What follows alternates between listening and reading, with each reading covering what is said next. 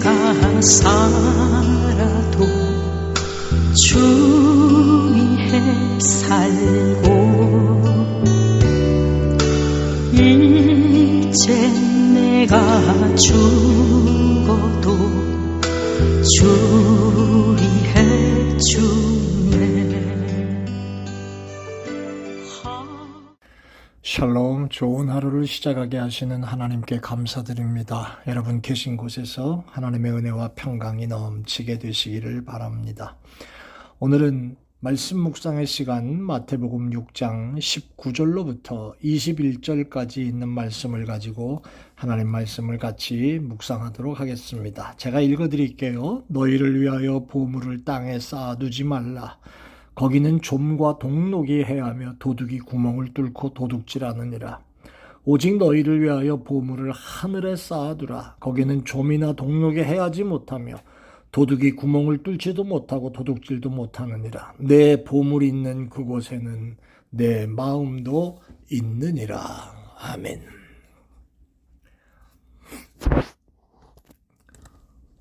어떤 부모가 고아원에서 살던 아이를 양육을 입양을 했습니다. 돈 많은 부모였는데 그 고아원에 살던 아이를 하나 입양을 해서 친자식처럼 진심으로 잘 돌봐주었답니다. 그런데 이 부모가 아이의 모습을 보다가 한 가지 상당히 아프고 섭섭한 마음을 가진 것이 있습니다. 왜냐하면 방 청소를 이렇게 해주다 보면 아이 방 구석구석에서 숨겨놓은 음식물을 발견하는 겁니다.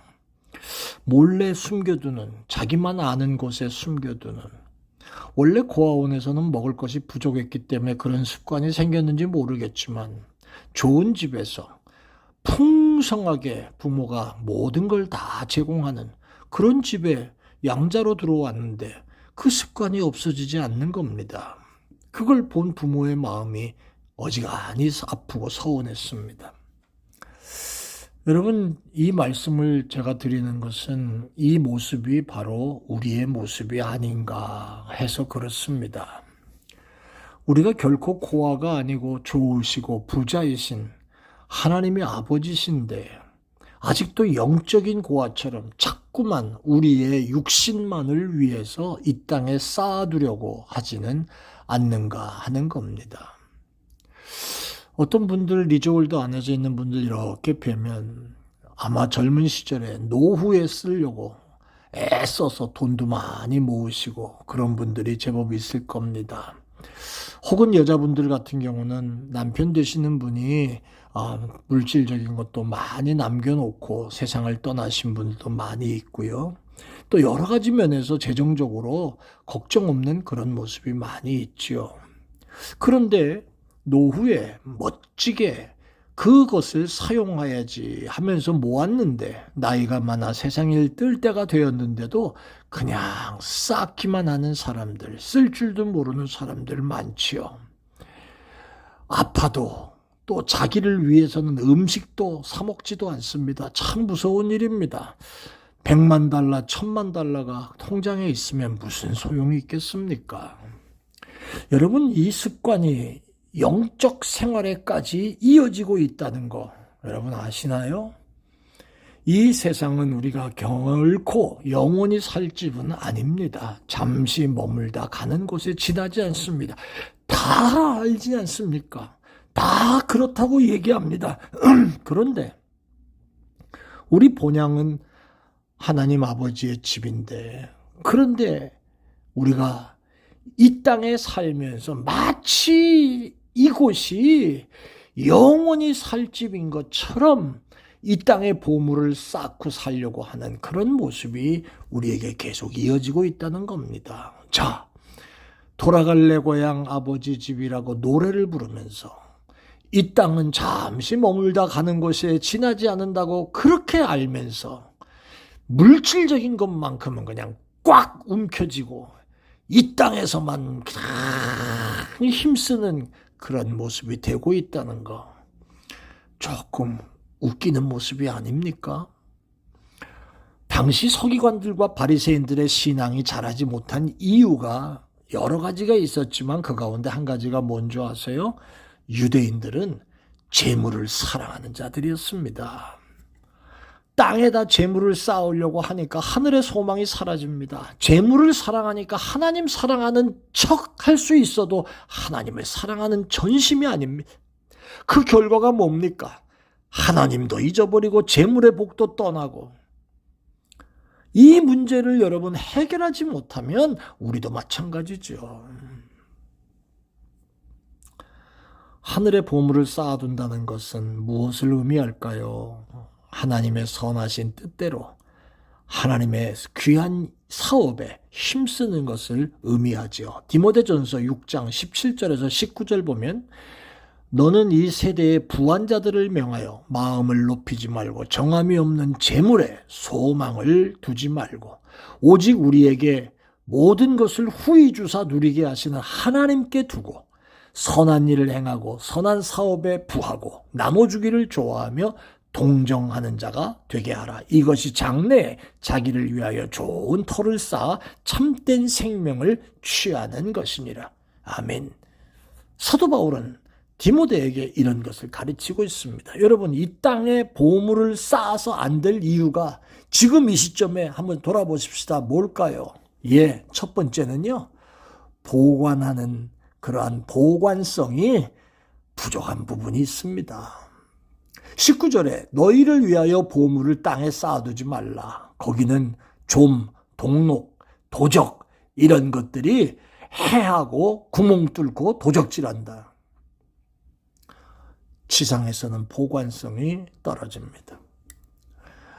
이런 것은 가끔씩 은행들이 파산할 때, 혹은 저축은행, 한국 같은 데서 저축은행 같은 것들이 막 부도나서 문 닫고 할 때, 거기에 저축을 했던 모든 사람들이 돈 다 날리고 쩔쩔매는 그런 모습들을 우리는 신문지상을 통해서도 잘 보는 때가 있지 않습니까?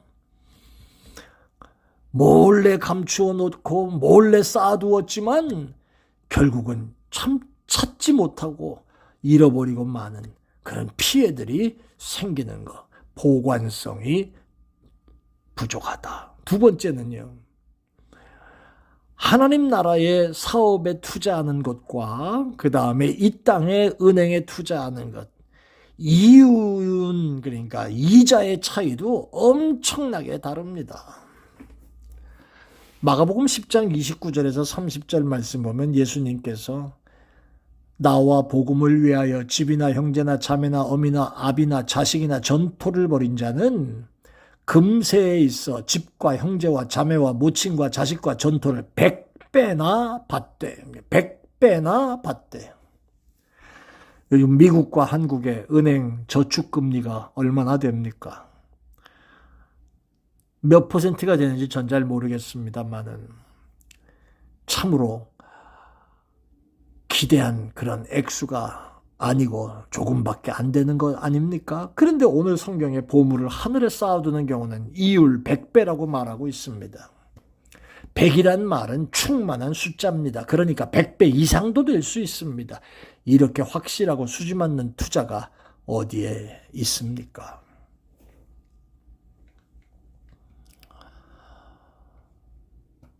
영락교회를 설립하신 한경직 목사님이 영락교회를 건축할 당시 교인들의 숫자가 대략 한 150명 정도 됐다고 합니다. 성전 건축 예배를 앞두었는데 목사님께서 이렇게 말씀하셨다고 그래요. 우리가 하나님의 성전을 짓기 위해서는 우리의 예물을 바쳐야 합니다.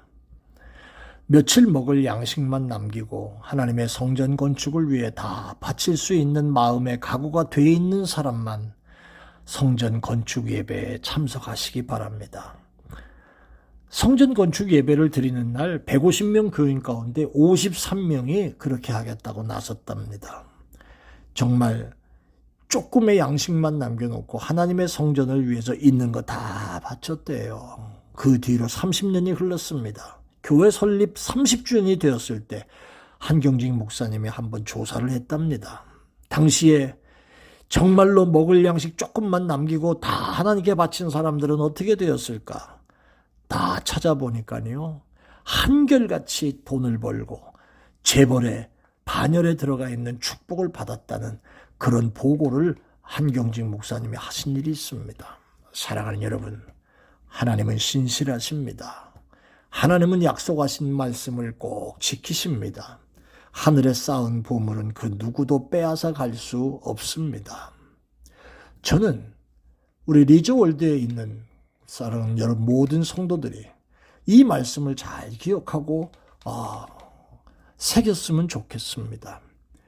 물질이 있으면 죽으면 자식들 다 가져가고 자식들 줄 생각만 하지 말고 여러분 이 땅에서 하나님이 원하시는 선한 일을 아름답게 사용하고 돌아가는 여러분들이 되시길 바랍니다. 자식은 자식들이 더 잘 삽니다. 뭐 그렇게 돈 몇 푼 주지 않아도 알아서 다 잘 삽니다. 그러나 이 땅에 살면서 하늘곳과는 텅 비어둔 채 이 땅에서 천년만년 살 것처럼 보물을 땅에 쌓는 그런 일에 급급하게 사는 모습이 아니라 오늘 주시는 말씀처럼 우리의 보물을 하늘에 쌓아두기를 힘써 하나님의 영광을 위해 사용하기를 힘쓰는 그래서 현세에서도 내세에서도 100배 이상의 축복을 누리는 여러분 모두가 다 되시기를 주의 이름으로 축원합니다. 아멘. 은혜로우신 아버지 하나님, 하늘의 보물을 쌓아두는 종 되게 하여 주옵소서. 이 땅에 보물을 쌓아서 우리의 모습이 이 땅의 것들로만 생각하고 사는 종들이 아니라 하나님의 영광을 위해 사용하고 하나님의 기뻐하시는 일에 사용함으로 100배 1000배나 받는 축복을 누리는 종들 되게 하여 주옵소서. 감사합니다. 예수님 이름으로 기도합니다. 아멘. 살아주구나 주님 내 것이요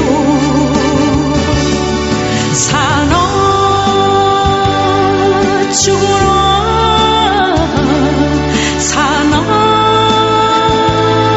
살아주구나